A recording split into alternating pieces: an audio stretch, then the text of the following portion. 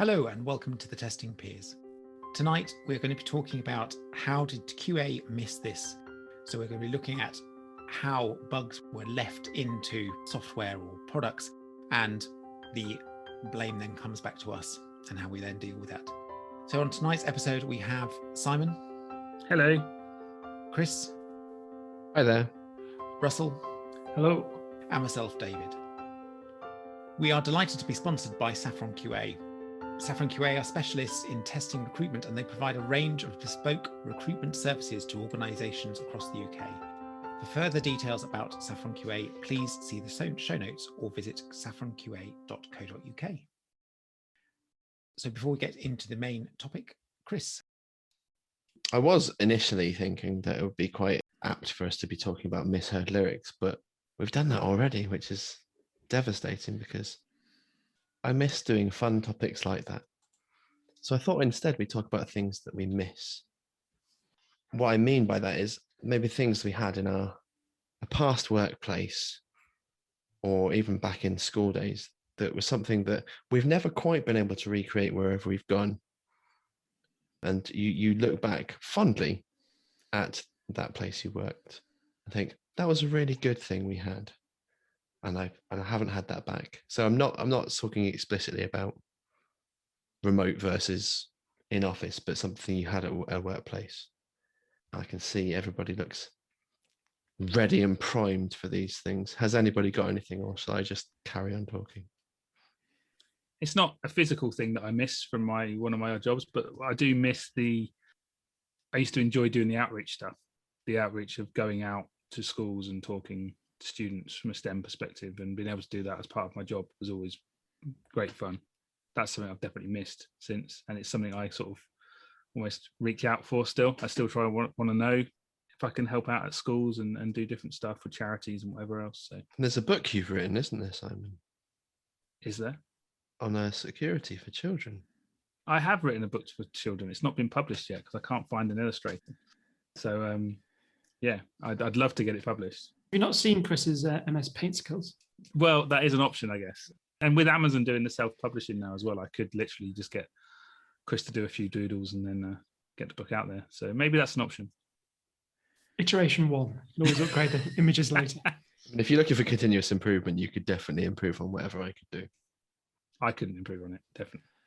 For me, it's a physical thing, actually. From one of my work, when I left a company, they gave me one of these gimmicky sort of fake water cooler type things. So you fill the big water bottle thing and you had it on your desk, and so you could just fill your water. And yeah, I miss that because I don't drink as much water as I used to, but it was very useful to fill it at the beginning of the day and you knew that you had to empty that particular thing. So for me, it was that, because I don't have that anymore.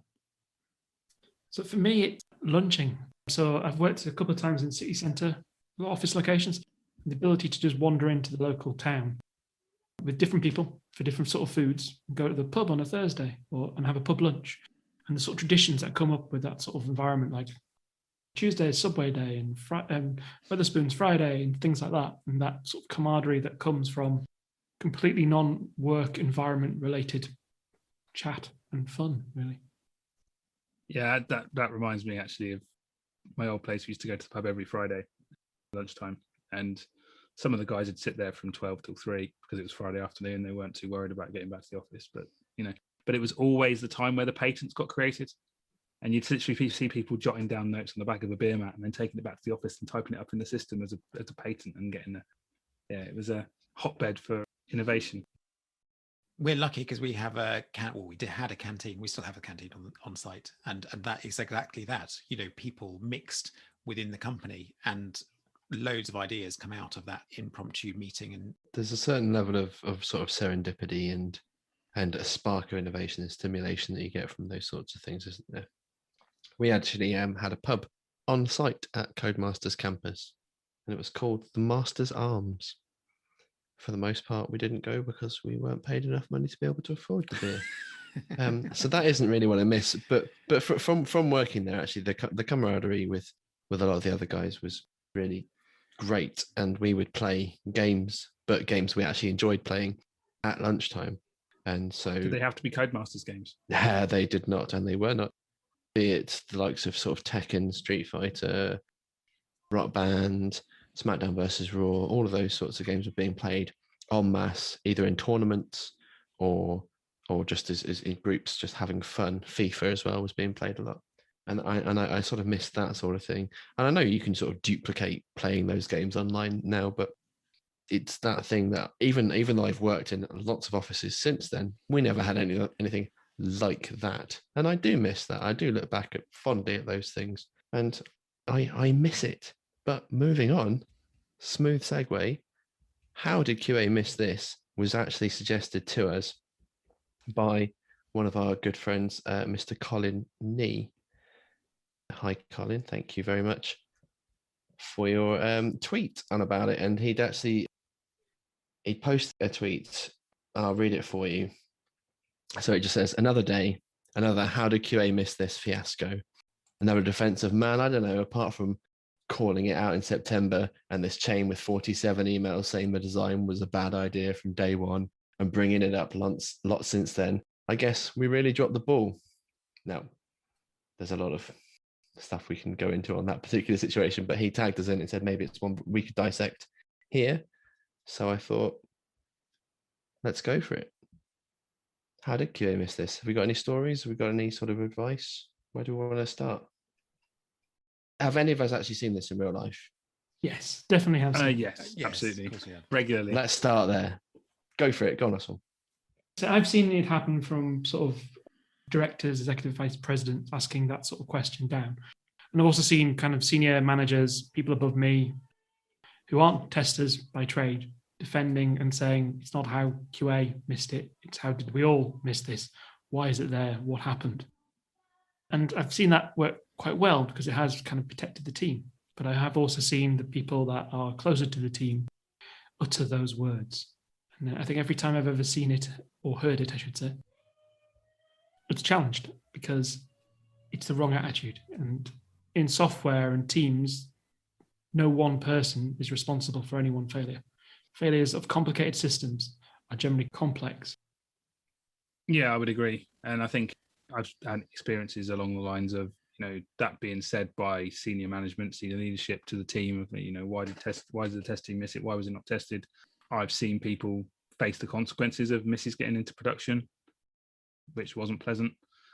I've seen suppliers be berated because of their quality of their testing, because they've missed something, all stemming from the fact that, as it always seems to be in these scenarios, the first port of call to blame is the testers, because they're the last in the old-fashioned waterfall model, which even if we believe we're agile in our own environments, the powers that be still work in understanding the model of testers are at the end. So therefore testers are the last people that would have touched this code. So therefore they're the ones that are responsible for it. And the amount of time I've spent defending those kind of scenarios, I've lost count now. It's trying to push back, as Russell said, it's a collaborative thing. Why are we not looking at whether the requirement was missed? Why are we not looking if the dev interpreted the requirements in the right way, et cetera, et cetera? Yeah, I would echo the same thing. Any comments like that of how did QA miss this should be flown back. It's a collaborative thing. Just because the buck stops or seems to stop in that particular scenario with QA, actually it was built into it at an earlier stage. So the fact that it was missed by everyone. And we've then got to sort of rate it as to how likely it was going to happen in real life and the reasons why. And there shouldn't be a blame culture. However, when I've missed bugs, I take it quite personally at times, and I know that I shouldn't. However, because I feel passionate about it, I want to make sure that I've tried to give the best quality product. But it can be things like Russell said, a complex system. Sometimes these complex systems need as much management and organization as the actual product itself, because things are getting so much more complex. And so therefore, with the complexity of the test system, so they're testing complex software as well, or products. And there are bound to be things that go through. It can't be 100% bug free. It never will be. So there will always be some bugs that QA miss. However, it depends on the severity of those bugs as to how bad it is. And hopefully QA will be able to get most of the severe bugs, but there might always be that 1% or 0.1% chance that something slips through. And it, like we said, it's not QA's fault. It's the fact that the overall system or whatever, it was built in the first place, whether that was from requirements right from the start or right at the end, where the small bug, a small tweak may have affected something that had already been tested, might have a knock-on effect. It's quite a funny one, really, where you can blame something that's been created on somebody who didn't create it in that sense. And I know we've been talking about sort of whole team ownership, but maybe there's a knock on sort of what's your team culture and those things going forward. And I know we'll touch on that in a future episode. But have you noticed sometimes that depending on the quality of the product or the quality of the product that you're producing isn't necessarily the thing that makes you upset when a bug or something bad is found with it in production, but rather how the relationship with risk and bugs and things has been handled through development? Because sometimes you're finding issues and you're creating things and you're shouting up and advocating for things that are fixed, and people go, nah, edge case, not a problem, not going to happen in real life, that's not a problem, they'll go through, or we'll hotfix this and we'll get this bit in, or somebody goes, nothing's really going to be affected here because I'm only touching this bit of code, so don't worry about it. And you can get ground down to the point where the pride you take in the product on which you're working, and therefore the number of expletives that you can give when something is found in production, that changes. And while I'm always gutted when there's public problems in a product that I've been working on, and I have friends who make no qualms about sending me messages about it when those things go live and go, oh, didn't you work on this thing? Thanks, friends. But you can get that feeling of, yeah, bugs happen. That's life, that's software. But I think ultimately the thing that gets me is more how much I care about it. And that's because of the way that the project has actually been run. And so I'm sort of pulling a bit of a segue here. I apologize. That is very much about balancing what you expect, because you want a perfect product with what is needed. If you're doing a proof of concept, if you're doing kind of I hate using the word minimum viable product type concepts, or, if you're doing something that is going to control someone's life, it's controls of an aeroplane, the levels of quality are different, and you've got to find and reconcile with yourself that balance point. I was going to talk about a story, an RCA cause analysis of a production bug. And we did it, we had the devs, we had the testers, we had some of the product owners type thing in this meeting. The tester came out and said, yep, completely my fault. I cocked up, all on me. Definitely, I should have tested that. It's obvious I should have tested that. I should have tested it. We had to go through kind of like trying to say, oh, let's just look at this holistically. Let's just not look at that. There's an element that says, yes, you should have maybe done some checks around that area. Okay, why weren't those checks done? What was the thing that made you not want to do that? And what other things could have potentially caught this? Not just you at the end, but what earlier in the process would have prevented this actually even being a miss. And even by the end of it, that person was adamant it was their fault. And sometimes we can take things to heart, to Chris's point, and it's not in our best interest or the field's best interest or anything else. Because in this particular issue, yes, the guy could have done the test, but then the dev could have spotted it and written a unit test for it. Someone could have highlighted the fact that this is a really important part of it, and then it could have been an acceptance criteria somewhere. Another tester could have found it somewhere else, and so on. There are many different layers in which this could have been found for many different things. It wasn't regression, it was a new feature. So regression wouldn't have come into it. But that point that all these little places play a thing, if someone had a conversation and said, oh, have you thought of this? That could have triggered it. You can't blame yourself for the ideas you can't think of.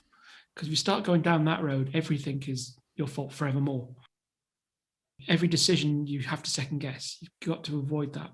But yeah, doing that root cause analysis was really painful because it was trying to persuade the tester it wasn't their fault, even though everyone else in the room was standing up saying it was partly my fault. It's easy to look for something's gone wrong, someone is to blame. And I think, again, touching on culture, realistically, we have to say something went wrong. And we've said that maybe some of us to blame, maybe all of us to blame. But this is a learning opportunity.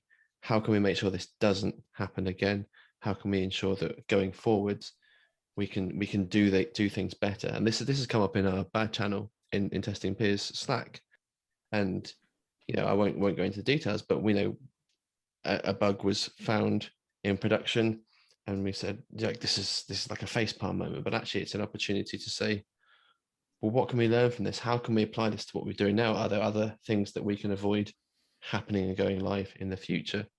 Like, when we talk about positive and negative effects on people and things, putting positive spins on things legitimately has a positive impact on things. If you're always negative and always blaming, that's like a divisive, dividing way of working.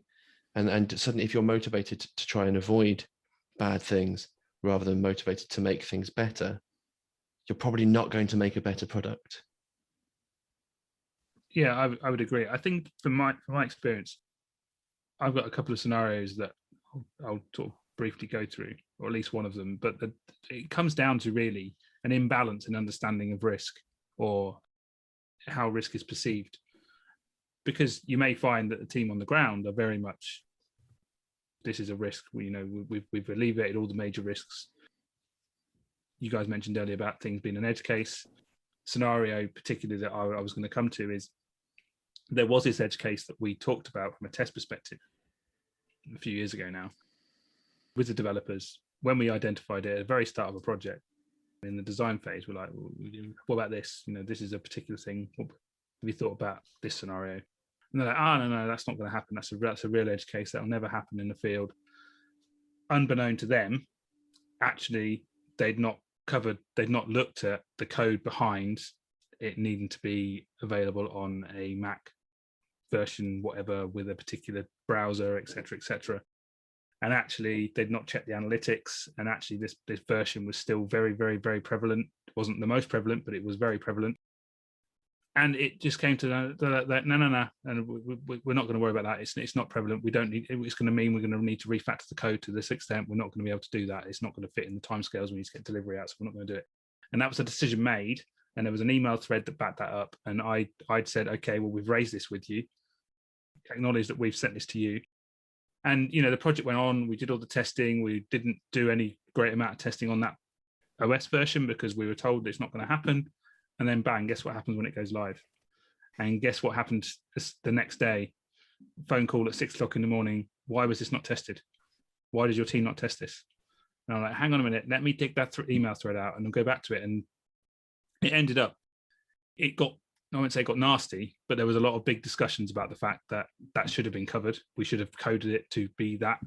So the blame straight away diverted away from being a testing, because although we weren't there to finger point, we were able to say, we did raise this.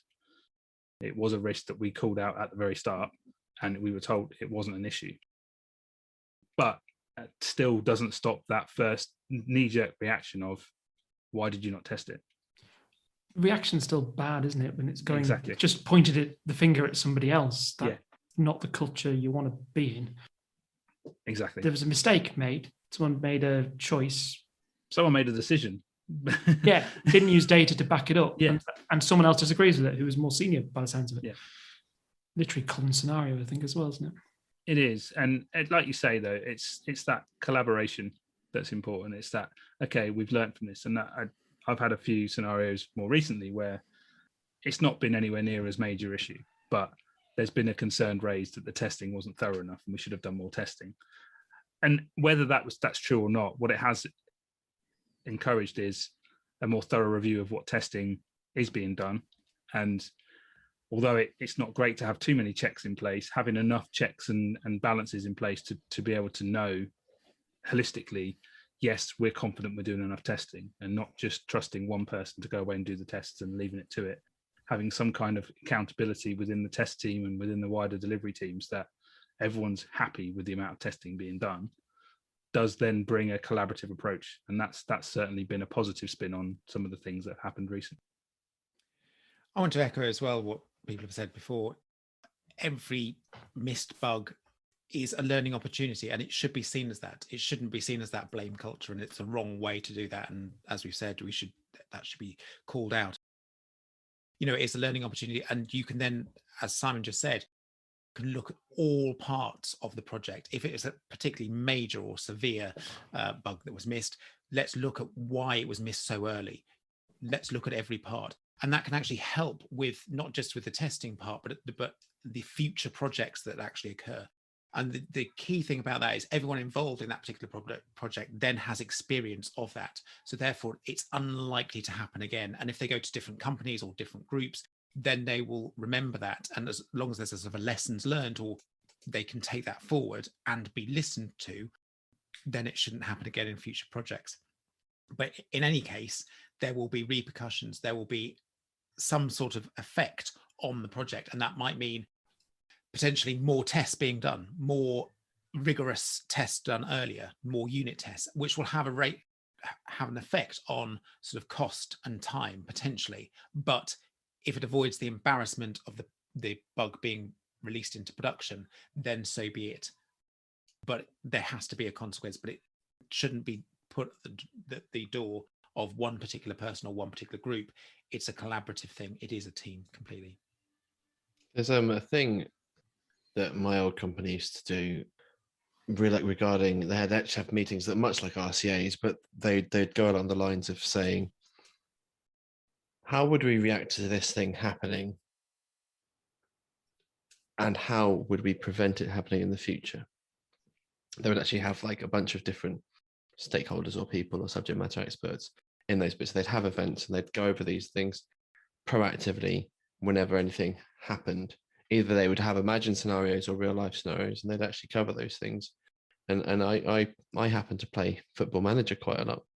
And in that world, you recruit a physio who has one of two different ways of looking after your players. You have those that rehab a situation and those that prevent a situation.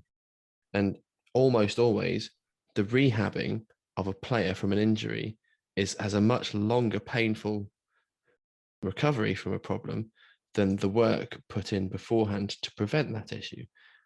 That there's quite a lot of parallels with that, to spending that time up front to come up with ideas, be it through risk storming or through talking about risks and things up front, involving the right people in those discussions early.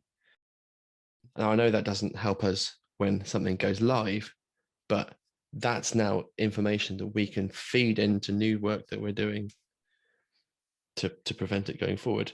Now, the question could be, this happened before, it's happened again. Why didn't we learn from that? That's a different conversation, and still it's a learning opportunity. Yeah, I think you're right. But I mean, again, a lot of the scenarios where it's happened once, it's happened twice, they will be completely different scenarios. To the outside world, or not to the outside world, to the powers that be outside of the delivery team, they'll see that as two of the same, and therefore, we're all doing something fundamentally wrong. Whereas when you take into consideration the amount of tests or the amount of time taken to develop the code and whatever on different projects, and the complexities and everything else put in place, you may find that these are two very separate, very distinct issues by different people, development, test, BAs, whoever, and it just so happens that it looks to the outside of that team that it's two of the same. I think it does come down to that whole thing of communication internally and externally to the team as well, and how things are articulated outside, how you are communicating risks outside of the team. This is part of the reason why I moved towards a risk-based testing approach being my preference if we were time boxed to releases and stuff a while back, because you very quickly found a way of articulating that risk up front and saying, right, we're only testing against the major risks. Anything that's not a major risk is therefore something we're going to accept the risk on. And as long as you get that buy-in from senior members of the project and wider they take that acknowledgement and they take on the onus of, well, if something happens in those lower areas, then we acknowledged that risk at the start, we accepted that risk, therefore we're going to have to deal with it. And you get that team, I don't know what's the word, collaboration, that team collective view on it and buy-in at that point.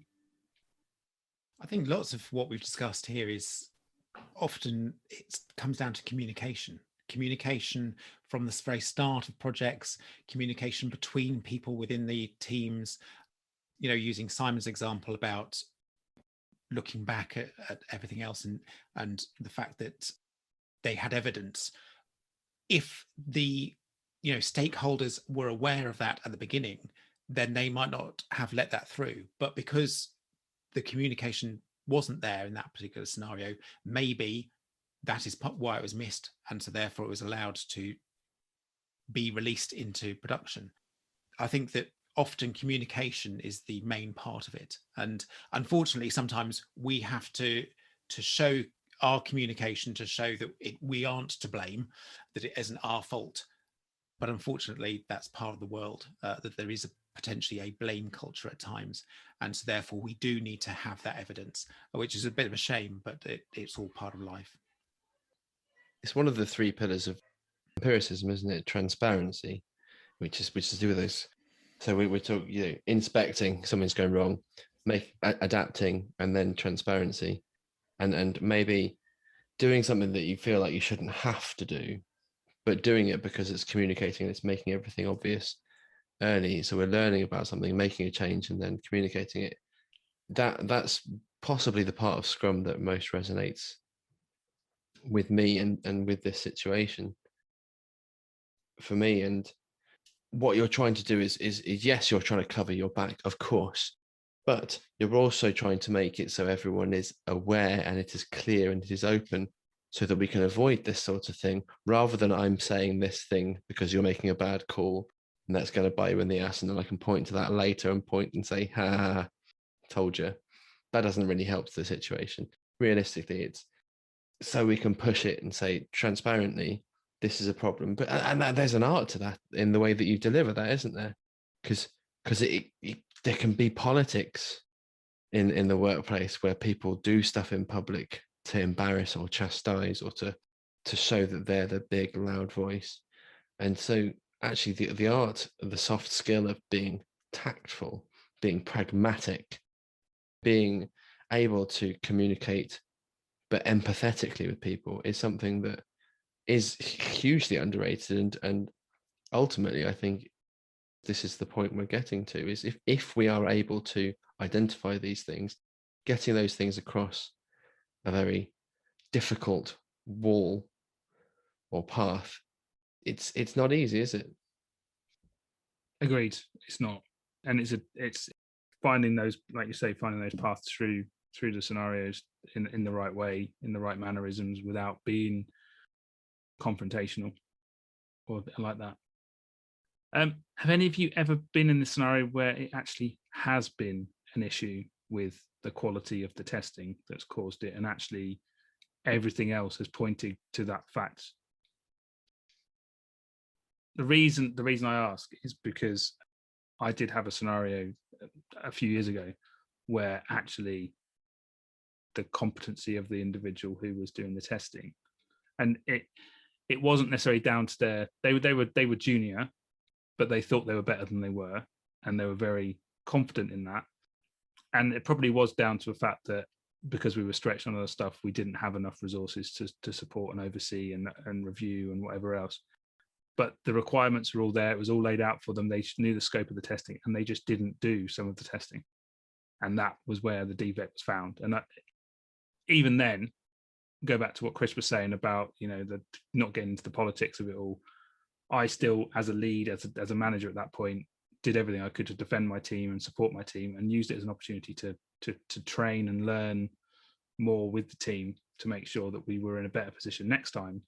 But then you had that whole thing of they've lost confidence in our ability now, because even though I've defended as much as I could, there'd been discussions around the fact that, well, testing missed it. How do we know they're not going to miss it next time? So I'm then in all these discussions of, it's not going to be missed next time because we've done everything we can. We've changed the process. We've improved the way we do things. We're doing more reviews, etc. So yeah, it was a painful process, and I felt for the tester at the time, but it was genuinely he had made a decision at that point that he wasn't going to do that testing, even though we'd scoped it all out. It was all scoped out, but he decided he wasn't doing that testing as part of the release, and he just gone with it. So yeah, that was why I asked. There was a genuine reason we missed it, because it wasn't tested, because somebody decided not to run those tests. I'm going to be the RCA guy here and go, why? Well, yeah, exactly, and that's why we had those discussions. And that's when we said, why was the decision made in isolation? Was my first question on that. It was, why were you not sharing that with others? Cultural quality will fix those things, obviously. I struggle with the concept that if I worked in a company where someone went, it's a tester's fault, no matter what the bug was, the first reaction was it's a tester's fault, I'd ever be trying to change that culture. Yes, to remove that impediment. But if that was the dev manager's reaction and the other people my co-workers and that developers I was with, and that was the institutional culture, I would be doing one of two things: changing it or leaving it. Because absolutely, it fundamentally goes against my kind of, I guess, belief system, for want of a better phrase, about how quality is. I talked about there, like that scenario there. There was almost certainly one of the critical factors was that tester. But there's things that led up to that tester making those choices. And there are other factors and other places that could have been caught. And so understanding that, I think, is really, really important. But yeah, there is a time where people do make mistakes. Yeah, and we are all human. And that comes on to the whole being a place where mistakes are allowed to happen. If you empower people, they will make mistakes, because we're all human beings. And you've got to accept that, and you've got to work with it. But if you chastise, then you're not going to have an empowered team. I think David said this sort of thing before. Yeah, absolutely. Agreed. I think this is probably a topic we could talk on for hours, but I think it's probably time to call it to a close now. So thank you guys for a very productive discussion. If anyone wants to get in touch and talk to us more about this topic, we are available on all the usual channels. So contact us at testingpeers.com. We're at Testing Peers on most of the socials. So LinkedIn, Twitter, Facebook, Instagram. Just reach out. We're always happy to hear your feedback, and we're always happy to talk to more of you. If you do fancy supporting us, we do have a Patreon. There's a few tiers on there. Patreon.com/testingpeers. Thank you again to our sponsor, Saffron QA, and the continued support they provide. And with that, thank you everyone for listening, and we'll speak to you next time. For now, it's goodbye from the Testing Peers. Goodbye.